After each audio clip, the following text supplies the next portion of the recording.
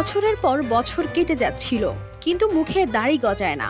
আয়নার সামনে দাঁড়ালেই তার মনে হতো কিছু একটা অপূর্ণ। তাই নিয়ত করেছিলেন যদি তার মুখে দাড়ি গজায় তবে তিনি একটি মসজিদ নির্মাণ করবেন। কিছুদিন পর সত্যি তার মুখে দাড়ি গজাতে শুরু করলো।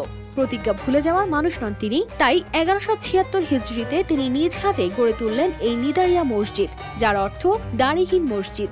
এমনটাই শোনা যায় স্থানীয়দের কাছ থেকে। সুবেদার মনসুর খান নামক এক ব্যক্তি ছিলেন, উনি এই মসজিদটি নির্মাণ করেন।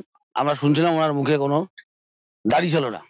উনি আল্লাহর কাছে মান্যত করছিলেন, প্রার্থনা করছিলেন যদি আমার মুখে যদি দাড়ি গজায় তাহলে আমি এখানে একটা মসজিদ নির্মাণ করে দেবো। লালমনিরহাট জেলার পঞ্চগ্রাম ইউনিয়নের নয়ারহাট এলাকায় দাঁড়িয়ে থাকা নিদারিয়া মসজিদ।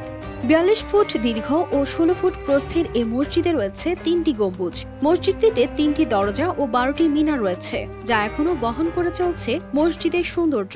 মসজিদটি যেহেতু ঐতিহাসিক একটা নিদর্শন, এজন্য অনেক দূর দূরান্ত লোক এখানে দেখতে আসে, ঘুরতে আসে এবং বাইরে থেকে নামাজ পড়তে আসে। তো এরকম মসজিদে আমি নামাজ পড়াতে পেরে আমি নিজেকে অনেক ভাগ্যবান মনে করতেছি আর কি। বসুন্ধরা ট্যাবলেট এখন আরো উন্নত। এই hot air through top sheet দ্রুত শোষণ করে সোনামণিকে দেয় কোমল অনুভূতি। শুধু ইবাদতের স্থান নয়, এটি এক বিস্ময়কর কাহিনীরও সাক্ষী। এর নির্মাণশৈলীতে স্পষ্ট রয়েছে মোগল স্থাপত্যের ছাপ। মসজিদের প্রতিষ্ঠাতা সুবেদার মনসুর খাঁ, যার মুখে দাড়ি ছিল না, তাই ফরাসি ভাষায় মসজিদের নামকরণ করা হয় নিদারিয়া মসজিদ, যার অর্থ দাড়িহীন মসজিদ। মসজিদের পাশেই মুয়াজ্জিনের আযান দেওয়ার জন্য অত্যন্ত মনোরম পরিবেশ একটি ঘর রয়েছে। মুয়াজ্জিন সেখানে তার আসবাবপত্র সহ তার প্রয়োজনীয় জিনিসপত্র রাখতে পারেন।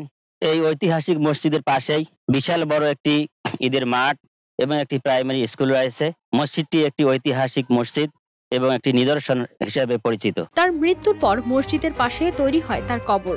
কালের বিবর্তনে ক্ষতিগ্রস্ত হয়েছে মসজিদের অনেক অংশ। নামাজের জায়গায় সংকুলন না হওয়ায় উঠোনে টিনের চালা দিয়ে ব্যবস্থা করা হয়েছে নামাজের, যা মূল স্থাপনার সৌন্দর্য কিছুটা ব্যাহত করেছে। 1996 সালে প্রত্নতত্ত্ব অধিদপ্তর একবার এই মসজিদ সংস্কার করে, কিন্তু দীর্ঘদিন অতিবাহিত হওয়ার পর মসজিদের বিভিন্ন জায়গায় ফাটল সৃষ্টি হয়। এই ফাটলগুলি আমরা বিভিন্ন মিস্ত্রি নিয়ে এসে মসজিদের এই ফাটলগুলি বন্ধ করেই আবারও এই ফাটল দেখা যায়।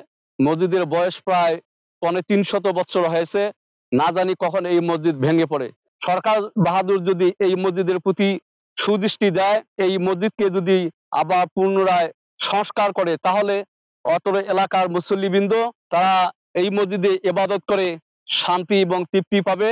ঐতিহাসিক এই নিদর্শনটি যথাযথ সংরক্ষণ করা হলে এটি তার আদি সৌন্দর্য ও গুরুত্ব বজায় রেখে ভবিষ্যৎ প্রজন্মের কাছে টিকে থাকবে, এমনটাই প্রত্যাশা স্থানীয়দের।